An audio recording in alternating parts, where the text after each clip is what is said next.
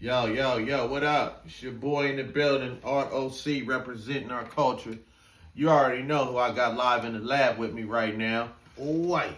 You know, my partner in rhyme and shit. You know, we go way back. You know, we got a lot of history when it comes to this music thing. But, Sir. you know, if you don't know his name, I'll tell you. Mac Slug right here. Yeah. You know. One and only. Formerly of Hustlers for Life. Yeah. You know what I'm saying? Mob Tight Hustlers and the whole nine. Yeah. Man, damn.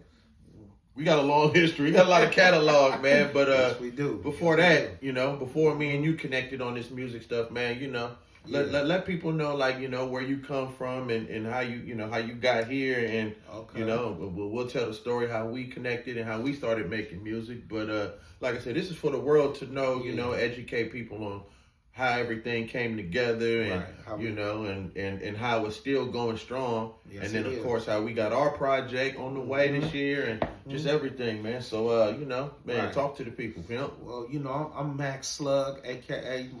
Mr. Beyond the Great, Mr. Ism himself. Yes, sir. From the Central District of Seattle, you know, off that U block, what we call Union Street and everything. Like, I've been doing music, like, since the 90s. In the mid 90s, but I would say early 90s though too, because that's when I got into wanting to do hip hop, you know. Right. And I've been a hip hop fan since I was a youngin. I've been a music fan because it's in my bloodline, and I've been a funk fan since I was a child too. I say as a youngin also. So just being around music all my life, and then hip hop came, being a young b-boy and watching all them good movies, B Street, Breaking, Breaking 2, Electric Boogaloo, Wild Style, and, you know, Form. Crush Groove. Crush Groove, oh yeah, Crush Groove, man. Yeah, you know. Yeah, Crush Groove. Classics, man. All that good stuff coming up, you know, and then having a family that was, you know, rapping back in the days. And like I said, I come from a musical family. You know, grandpa played the drums, and aunties, they was singing, and man, one of my great uncles just found out he played the horn. So man, I'm just from a musical inclined family, and then, you know, being with this hip hop, and then like I said, I used to have I'll tell you a story though too. One of my uncles, he used to come pick us up, and at that time, this probably around the mid '80s. Couple artists was out, Freddie Jackson, I would say Miles J and Surface, you know, all them good acts, and Functions, and, you know, all the mid 80s sounds. I used to mash on the tape deck when I used to be with my family, and I used to always be curious about who made the song, who produced it, and the writing, and you know, it just intrigued me because I loved the music, especially that, like I said, that funk, R&B, late 70s, early 80s music, man. I love that. And I still listen to that to this day and everything. And, you know, like I said, moms, aunties, they was always listening to music. And, man, it just shaped me to what my music incline is today. Right. So you're saying, so all that basically ties into what we're like what we're doing now. Yeah, right. As far as, you know what I'm saying, bringing back that you know, like the funk and that sound and that influence from that era. Yeah. And then mixing it with hip hop and mixing it with, you know, the styles of today and modernizing it a little bit. Exactly. You know what I'm saying? And yeah, that's crazy, man, because like I said, from my memory and my recollection, you know what I'm saying, you know, we met through parties and shit, you know what I'm saying? Parties, you know, I was DJing parties at the time. No, seeing you though. I was seeing you, you know, doing your thing though. That's how I really got hip to you, because I was seeing you. You was the one man. You was the one man artist. Yeah, one man band. Yeah. You know, while we was, like I said, was forming myself of what I wanted to do. And, you know, hearing about Rock through Mutual People, and like I said, seeing him live and direct. And it was like, this guy is dope, you know, like, how the hell he doing all this? You know, when you see somebody, first of all, you like, oh shit, they really doing this, playing this, rapping, singing, and just being an all around musician is what I seen. But, you know, like I said, I never could play the song. I knew what I wanted in my head though, and how I wanted it to be. But just actually playing stuff, I never could do that. But writing and singing, because I did sing at a young age too, doing plays. I come from doing plays in middle school and elementary school. So like I said, that goes back to that. But yeah, just like I said, in the early '90s, when everybody started forming what they wanted to do, hip hop came around. Yeah. And listening to the Bay artists, how they was doing that mob sounds, the E40s, the 415s, all that West Coast hip hop in the early '90s. Late '80s, early '90s. All they records was being distributed through the same people. So we was in the pipeline, man. That's how. All like 40 and all them cats got their stuff up here through the same pipeline. We go to Little Record Mart, man. They have all the new West Coast. Shout out classics. Chanel and everybody. Yeah, for sure. JC, Furrow, Guy, all them. Yeah, man. They had it, and it's crazy because I remember officially meeting you though because. You and your brothers and them used to throw parties. Y'all threw one in the basement of your grandma's house. Me and DV1, shout out to the homie DV1, was DJing the parties. Salute. And like I said, from there, that's when we finally got acquainted. And, you know, it's traded numbers and was like, oh yeah, you such and such that. And then from there, you know, years down the road, when you decided to do your own solo thing, we bumped into each other again. He was like, man, you still making beats? I was like, yeah, of course. He was like, man, I'm working on my solo project, man. I want you to produce it. And after that, that's when I started getting to know your style, you know, what you like. And I was like, oh, okay.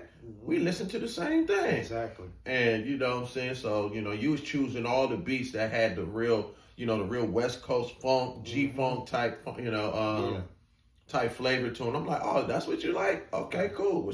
I got this by the pound. Let's go. And that's how the Mr. Beyond the Great album came out. Shoot. But I want to go further before that though. How that came about though too. When you know that sound that I really liked it. I like I said, with me and my brother and my folks Z. What's up, family? We we went to the studio and we was doing I forgot the producer name, but he used to be at Max and all that. He used to do shirts and all that, man. I can't think of my brother's name. But Jeff Brooks. Jeff Brooks. Shout out to Jeff Brooks. Okay. He was like the first ones we got to rap, you know, rapping on his songs and stuff, his beats. Okay. You know, we went to Jeff. That was at Max 23rd and Cherry. So we was rapping on that, me, my brother Tone and my folks Z and everything. And then he went to the studio, Dark Diamond Studio, hooked up with Quazadelic. Okay. So, you know, that's when we formed a group. Before that, I had a group, DDF, Down and Dirty Folks, with my folks, rest in peace, Waldo, and my brother Bangalang Beat, down in the valley and stuff, you know, 27th and John Street. 27th and Denny. We was at his house recording music. Okay. And by that time, I hollered at Tone and, you know, like, bro, man, let's do this because, you know, we love music. This is what we wanted to do and stuff. We was doing everything else in between time, but we went to the studio. We found out we had a connection, all three of us. And we was like, shit, let's make this the group, you know? Okay. Now, what group was this? This is the DDF. This before Hustlers for Life. Okay, so I'm learning something new here. He ain't never told me this story. I didn't know this guy for years, and I'm just now hearing this. I'm bringing how you know how it came about. And like I said, this is the between 92, 93, and everything. So we was going to the studio, and we had other bros like Mern was getting into it, and like I said, Ghetto Children was already doing their thing. And, shout out to Tribal, 211, all the bros. This is all shaping us from the Be the Mob type, what we became and all that. So we start going studio, then we start, you know, doing our thing, and they had the Washington Hall and all that, going to parties, seeing how parties was being thrown, performing. And at that time we was performing, we used to have airbrush. So we was like one of the crews that had the airbrush, and we had DDF on there, our character with our names in the back. So we was stylish. We was looking stylish and all that. I do remember seeing DDF. I never knew what it was. Down and Dirty Folks. Okay. Yeah. Now it's clicking because I remember DJing the parties. Y'all would come through with the DDF, and I'm like, we was DDF. Okay. And then by that time, like I said, around that 93, early 94, Z went to the studio And look, that's when Quazadelic came about. Okay. So you know, Z made a song called they had a song called "As the World Turned," and Next to Get Took.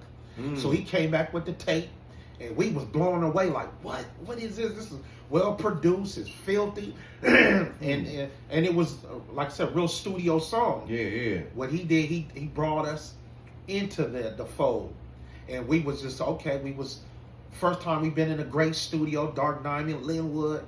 Shout out to everybody, you know, Stone, Prim and all that. Yeah, this is how we came about with them. Okay. So we recording the song, but we freestyling first. We making freestyle songs, you know, and we taking the tapes home. He would give us. He was like, we was supposed to be his protege at that time. Quays. That's how we was supposed to come about. We was gonna be his proteges. You know what I'm saying? He was the older bro, making, producing already with the funk. You know, that's where the funk was even driving into us. Like, okay, he's funky. Everything he's doing is Parliament, Funkadelic type stuff. Right. And he was shaping our sound with the funk. So that's when we was like, okay, this that West Coast, and man, this is our sound. We were basically getting a sound at that time. Okay. So when that came about, we started doing this and doing that. Things didn't, you know, happen with that. But we made songs.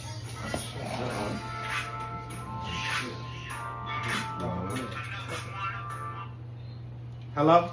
I ain't doing too much. Yeah. I'll call you right back. I was talking to somebody. I'll call you right back, all right? All right. And this is going on YouTube too. And we edit that. This is direct, man. Oh, okay, no edit. You gotta keep. Okay, where was I at, man? Man, you was talking about Quays. Okay, yeah. So you know, we linked up with Quazadelic. Shout out to Quays. You know what I'm saying? So he was shaping our sound, and then, you know, that fell off around there. And then, you know, Bro Z, you know, he started, you know, whatever came about that, you know what I'm saying? He, like I said, that's Loved One. But me and Tone, my brother Tax, we started like, okay, we're against the world. Let's do our thing. And we, you know what I'm saying, we hooked up with Stone from Dark Diamond, Prim and guys, and hooked up with the other brothers, Micaiah, T-Top, Step On My Bass, man, all the brothers, Sim, Touche, and all the guys. Everybody had their own crew, so we became Hustlers for Life and stuff. So at that time, we linked up with Tony Tone. Tony Tone became our producer around that time, and he was R&B, play funk, period. That was his thing. So he was lacing us with his sound. Okay. So this is our sound start coming about around that time. So this is in the mid '90s. So we made an album. We made a couple songs with Stone in Tony Tone, and we started making a song called Mr. Hoe Checker, putting it down, keep it pimping with that cameo, She's Strange bass line. And right then and there, we was like, this is our sound. This is what we catering to. Okay. And then we made, like I said, we did that album Too Tight. We did a lot of shows around the city, out of state, going to conventions, trying to get on. And by that time, we was at Impact. Impact, yeah, I was trying to remember that one. Convention. The Impact Convention. Impact Convention. So around that time, you know, we was like, okay, everything kind of split up from there, but we was still putting it down. We was still getting her in. And me and Tone's like, shoot, we just need to start doing our own thing. So this is the late 90s. You know what I'm saying? We start getting beats. We hook up with R.C. We meet up with R.C. And R.C. became our sound guy. And R.C. heavy in the funk too. R&B, that mob sound. So we made our first album, me and my bro Tax, at Overbeck Studio. A lot of people was going over there. Yeah. And by that time, I was hearing Rock Fizzle. Your name start popping up. Because you was doing production with everybody. I started Twin G and everybody. And I think you know what? I think that was around the time where that Double Odd album came out. Because, because I hooked up with Taste and Gangsta Nut. Gangsta Nut introduced me to all them guys, the Twin and all that, and that's how that. But I think around the time when you guys were doing, after y'all did that album, the Double Odd album came out, and that was circulating all through the streets from the South End to the CD. And that's what kind of opened everybody's eyes, like, damn, you make beats like Yeah, that? right, You right. know what I'm saying? Exactly. And I remember just, people coming up to me and saying, hey, man, I heard some of them tracks you did on that album, Tasting Them just dropped, man.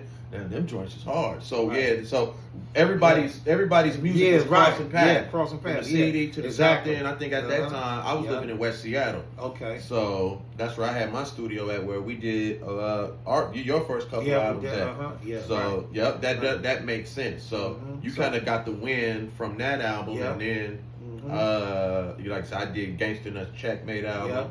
I did some stuff with Twin after that, and I was already buying them albums though too, because I know R.C. You guys all producing. It was like the super producers.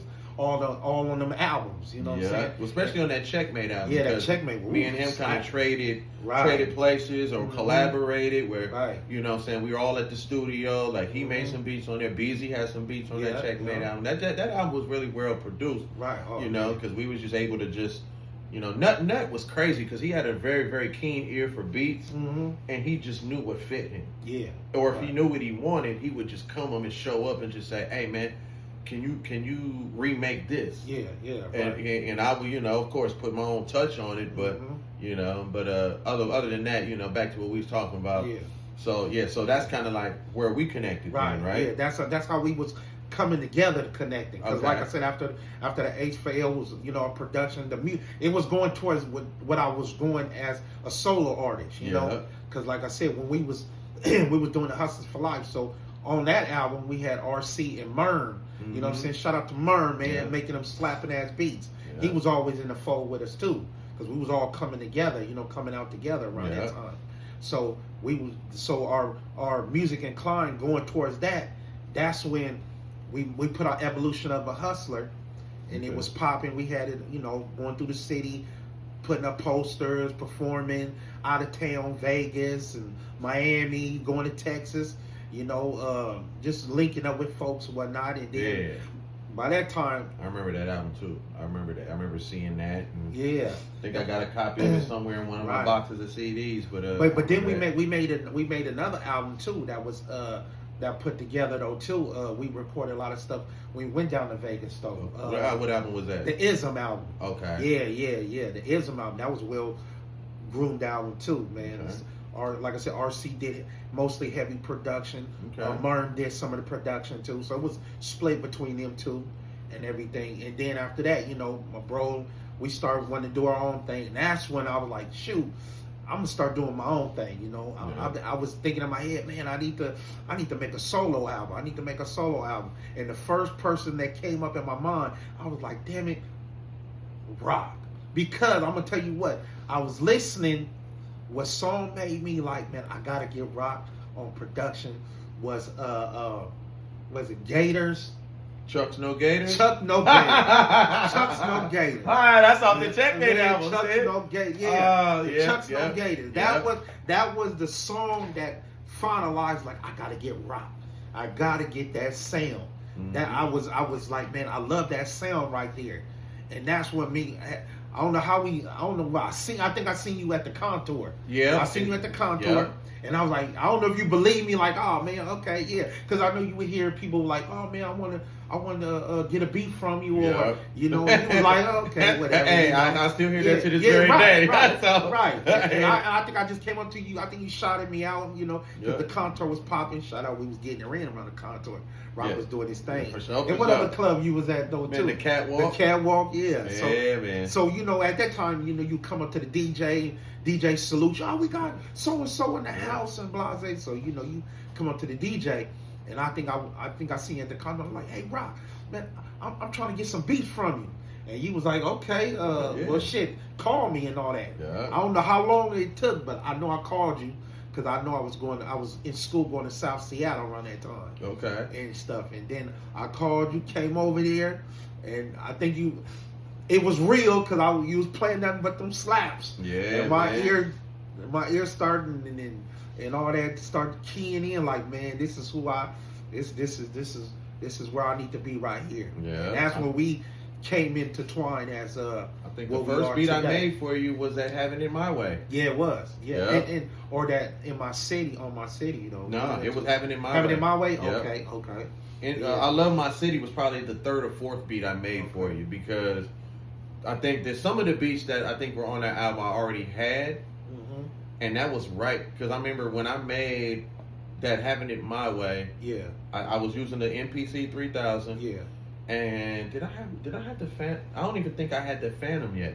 I think I got the Phantom in the middle of that album, and then that's when I start making the other joints. I think I was still using the motif and all my rack mount stuff, but I had the MP. Yeah.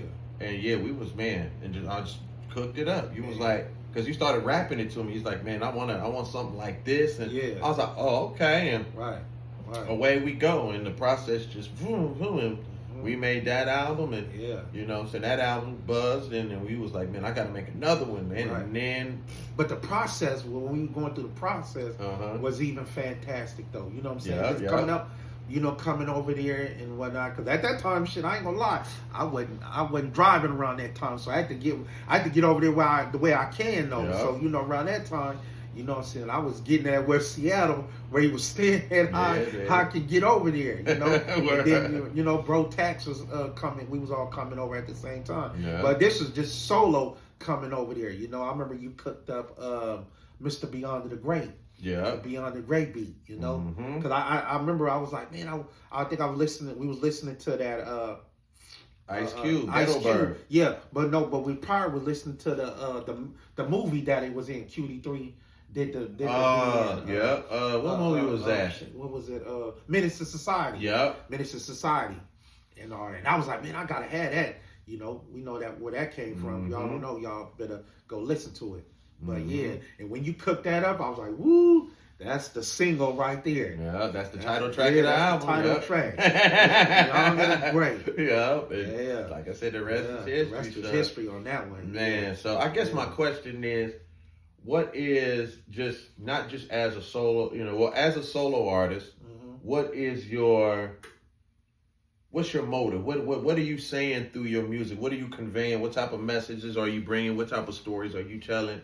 I know, but this ain't for me. This is for those that don't know you and those that, want to watch this interview and watch this thing right here and get to know more about you on a personal level. So I'm just opening up the door to let them in. But what are you saying through your music, and what are you conveying? I would say I like the storytelling. I love storytelling. I like to tell how good of a, I would say MC I am to certain songs. I like to go there, I would say it depends what type of subject I want to talk about. Like, I love popping, what we call ism. We just popping game on the mic, but we come at it at an MC perspective, so we can come make clever words come in and out of pocket, the way you carry your voice on the mic, So I would say it like that. I always try to have a good message if I can. If I sometimes I don't like to cuss in my music, but I'm talking some street talk, but it's a message you'd be like, okay, this is what he said at the end, or if I'm talking about my grandma, or it all depends what subject that I'm on at that time, But I always do like to put a message in my music, I try to stay more on that storytelling. I love storytelling. I came up listening to people that was great storytelling, so I definitely love that aspect of the music. And that was my next question. As an MC, right? Who, I would say, name me at least 5 of your biggest influences that inspired you to want to start rapping. When I start rapping, that made you want to start rapping. Give me 5. Give me 5 of your biggest influences. Okay. I know, but I'm gonna see if I'm gonna see if you're gonna dig and let's see if we can connect wires here. Let me see. Face Mob, Scarface, definitely. That one I know. I love Scarface. I just love the cadence, his voice, how he project, on the mic, and you can feel the soul coming from him. I love the way he do that, and I try to do that too, to a certain degree. Not the way he do it, but I try to change it up. Ice Cube, definitely Cube. I knew Cube. I knew you were gonna say that. I would say early SIBO. Okay. The Gas Chamber. I would say what's the other album after that with Americans? The Autopsy. The Autopsy. Oh man, I was banging that back and forth. That style, you know that style. I love that style, that Sacramento style. You know, E40 definitely. Oh yeah, definitely 40. So how many that you said? Ice Cube, Scarface, Sebo, 40. Yeah. One more. Shit, one more. Out of the cats that just really just, you know, jeez. Out of the people that just really just made me like, every time I hear them, I'm just like, I would say, I would have to go with my boy, I know, rest in peace, my NOE.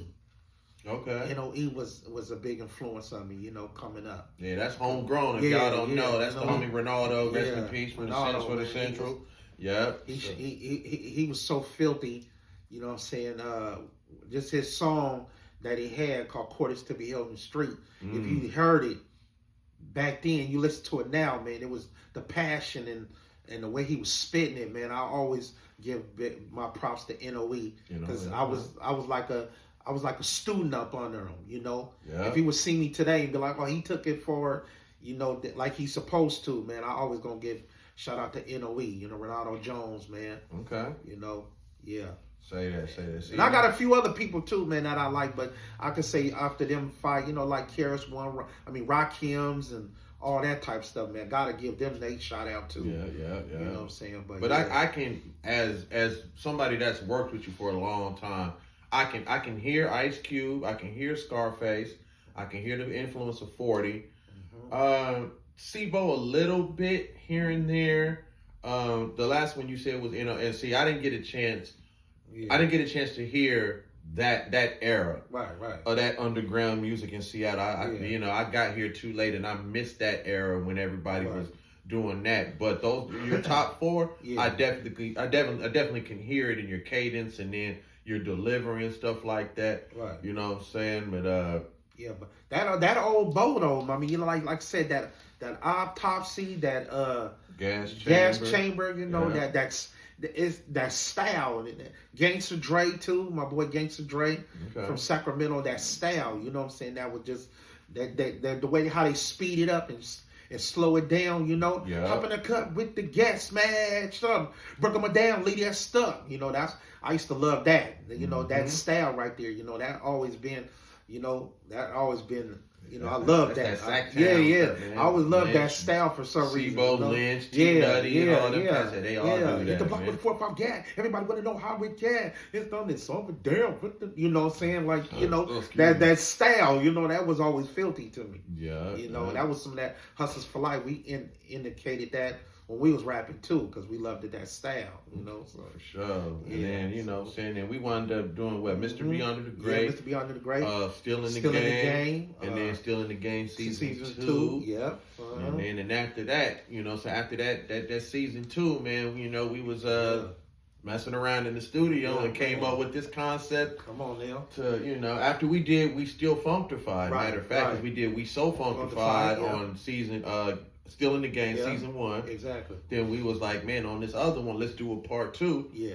And then, you know, I dropped a verse on that joint, and everybody loved that joint, and they thought we was a group. They just showed they thought we was a group. Because everywhere we went, they wanted us to perform that song. And they still do want us to perform it. It's crazy. Every time when they see us, man, you guys performing, We Still Funktified. I was like, throw it on. We'll do it. We definitely do it, you know. And I love performing that. So we was in the studio, and I was like, man, we might as well just do a whole project like that, if because the people was loving it, and we did that, and you know, and now we got 2 EPs on the way. We got this first one coming up called Strictly for the Funk Lovers. That's gonna be out early this year, and you know, and it's laced. You know, it's exactly what it is. Right. Strictly for the funk lovers. Strictly for the funk lovers. You know what I'm saying? And we rhyme and we doing our thing. We just showcasing our love for that era of music. You know what I'm saying? People thought it was gonna die out. People thought it was gonna be a fad. Nah, man. Funk don't never die out, man.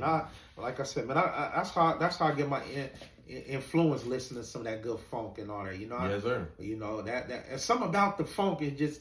It don't matter how old it is, from the 70s to to the early 80s is always something you catch in it. You know, it's like, man, oh man, you can hear a song. Well, I'll put it to me, I can hear a song maybe thousands of times. Like I done heard Knee Deep, man, hundreds of times, thousands of times. And I can go back and listen to it, be riding by myself and hear something else, a snare drum, the way they singing it, and it'd be like, man, it's fresh to my ears, you know. Yeah, man. It's layers to this. Layers. And that's the way that I be, our music is how we bringing it to people. You know, we want people to dig it up, 20, 30 years and be like, man, them brothers was making some of that good music. Yeah, and they kept it funky, and man. We kept it funky. And we kept which it is funky. Crazy, is it? And, we've been working on this project for a long time. Yeah. And now is the time to put it out because around the time we started it, the South was hot. Yeah. The West Coast was still trying to find our identity. Now we done broke through the gates. The floodgates is open. The West is on top right now. We got, we found our lane. We found our sound, and we sticking to it. And everybody's rushing the same way the South did 10 years ago when it was their time. But they bum rushed the gates and was like, "We all coming." Right. I want to ask you this though. Yeah. Why you think Seattle? Like I said, we got some great producers up here. Mm-hmm. We got some great MCs. We got great music up here. Why you think nobody have just like, okay, we're gonna let Seattle get their just due now?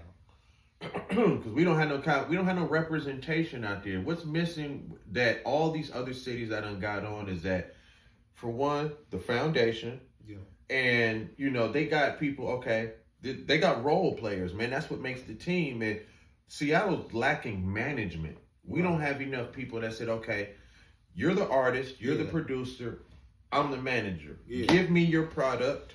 Right. Do this. You need a bio, you need an EPK, you need all these things. Give it to me, and then let me go do the legwork. Right. Because trying to be an artist or a producer and then trying to do your own legwork takes away from the creativity, and it takes a lot of time. Right. So, and that's what I feel is missing. It's just that piece, man. We had some people like Ricardo Frazier and all them guys that were management, but one person can't do the load for everybody. Yeah. So we need, more Ricardos and more people, and like John Moore and people like that. Rest in peace to John Moore. But people that knew how to do the legwork and had the gateway to the connections and say, yo, this is the Seattle sound. Yeah. Get on this, you know what I'm saying? Because think about it, a lot of producers, not me, but like Jake One and Vitamin and all of them cats, they got in the industry through who? John Moore. Yeah, right.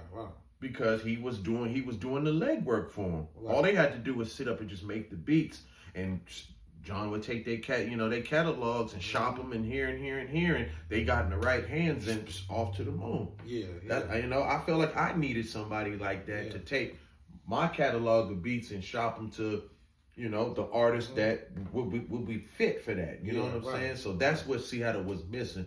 They don't allow us to have a scene here. Yeah. They don't allow us to have our labels. Anytime Seattle starts bubbling musically, what does this town do? Shut it down. Yeah. And we never had no good, we never had like a other radio station to play nothing but, give love to the artists that do make good music. Every time we get it, what happens? Yeah. They shut it down. They don't want Seattle to be a musical city, bro. They want it to be a tech company like Microsoft and Bone, They don't want Seattle to have a bubbling, they don't want to be known for that. Yeah. They say, oh, you want to do music? Go elsewhere and do that shit. Yeah, right. That's why Ishmael and them had to go to New York, and all these groups that then came from here had to go elsewhere to get on and then come back. Yeah. And it seemed like that's where, it shows people, when you from here that you got to go out of state to get love, or, the certain people don't let you perform at certain spots and all that because what we call gatekeeping. They don't want to pass down, the connection or something. It's always something like that, instead of just like, okay, like if you had I would say, because I just was talking to my bro about this too, like a lot of people never got a chance to have a good fan base other cities where Like if you know had a fan base in Wichita, Kansas or something, you know, and your music was shipped down there, and you knew it, and you can go down there and hey, I can go down there and get like 25,000 still to play and all that. You know, my song was bubbling down there. And like you said, a lot of people didn't get a chance to just be artists. Yeah. You know, always had to be, I know in my case, always had to be the promoter, the money man, the manager and all that stuff. But you have to be your own label now. You have to be your own label. Be your own A&R, your own distributor, your own everything, every position that they have at the major record labels. Right. It's like nowadays you got to be that yourself. Right. Luckily enough, we got social media. We got you know, all these independent little distribution companies like DistroKid and CD Baby, United Masters. It's a little easier, but when we first started the process, you know. It was print, we were selling hand-to-hand CDs. Selling CDs, Your music wouldn't get out of Washington State if you didn't get in your car and get on a plane and go to another state and get that popping. So, luckily now, if you get your fan base and you got people following you from all over the world and all over the states and everything. All they got to do is click a button. Right. The game didn't change. And like I said, now I feel like with this project, you know what I'm saying, it's how we're gonna market it and how we're approaching it. Right. It's gonna last a lot. It's not gonna have a timestamp on it. Yeah. Right. It's almost like we're going back in time and pulling something into the future. Right. And we got some dope. We got some real. We got some good stuff. And I would say, and we bring to the game. We bring, I would say the music and performing wise too. We definitely. When we perform on that stage, we bring that dynamic that keep people crowd moving. We spitting it. We have routines. You on the talk box, So we give you all of that. We give you that two-man crew. We put our heart on. We leave our heart on the stage though. Yeah. That's what I always love about when we do songs. I love performing. I always love performing because I know I always try to give my all when people. Hear me or see me, be like, man, them guys did their thing, or when they see the footage, they be like, man, you guys I wish I was there, or you guys was rocking and everything. So we always bring that dynamic in our stage show too. So, man, I just love doing this great music, man, and and just been it's been fantastic. Linking up with R.O.C, my family, my bro, and and we just making this good music. It's just history of where I came from and where I'm at today, and still love them. I still love the music like I loved it when I first started, though. Yeah. And I even got more passion into it at this moment, even being an older artist now. Making mature music, man. Like I said, the first three letters of what we love is F-U-N. You know what I'm saying? That's what we bringing back to the game because hip hop wasn't fun for a minute. Hip hop was too negative, too drug influenced, and everybody wanted to be high and drunk, and and everybody's doing all these pills and just in lean, and it was hip hop was just in a rabbit hole for a second, and it was time to bring something not new to the table, but something needed. Something that was necessary and say, okay, let's shift the narrative. That came back. Right. We had to shift the narrative back to having fun. That's what hip hop was based on. And, we want to party. We want to get out there and talk to people and make them feel good, not about themselves, and feel good about the music they listening to. Right. That's why I always say funk ain't nothing but fun with a K. Exactly. Come on now. So y'all tuned in, man. I got Mac Slug here, man. And be on the lookout. The album's coming. I'm gonna have more people, in the lab interviewing them, and you're just gonna get the real. It's raw. You're going to get phone calls, people knocking on the door.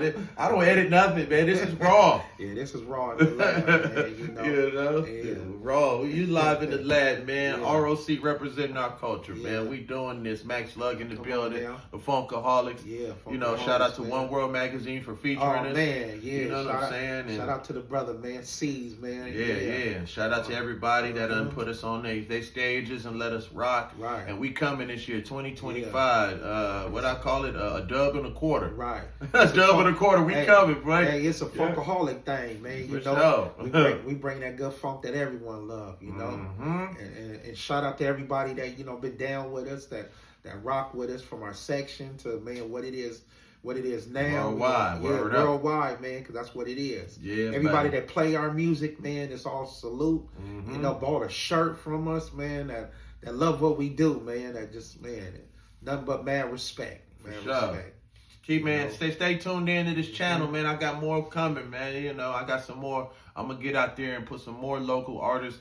It might not be here, but I'm gonna get some more in-depth content from people that have really been putting it down in this town. So, man, tune in. Yep. I'll see y'all later. All right.